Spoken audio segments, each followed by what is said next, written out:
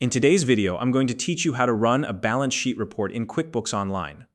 Whether you're a business owner, bookkeeper, or simply managing finances, knowing how to generate a balance sheet is essential to understanding the financial health of your business.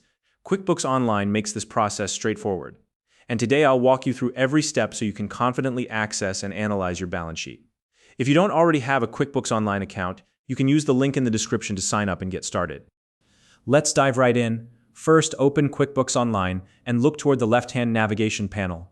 This is where you'll find all the key areas of the platform, including the section we're focusing on today. From here, click on Reports. This will take you to the main Reports area, where QuickBooks provides a variety of tools to help you monitor your business performance. Once you're in the Reports section, locate the tabs near the top of the page. You'll see different options here, but for this tutorial, we're working with the Standard tab. Go ahead and click on it. This tab gives you access to a selection of pre-built, ready-to-use reports designed to save you time and effort. Now, scroll through the list of core reports until you find Balance Sheet. It's one of the most important financial reports and should be easy to spot. Once you've located it, click on Balance Sheet. QuickBooks will now begin loading the report, organizing your data based on default settings. This might take a moment, so just give it a bit of time to prepare. After the report has loaded, it's time to customize it to fit your specific needs. Start by adjusting the report period. You can do this by selecting one of the preset date ranges provided by QuickBooks, such as last month or year to date.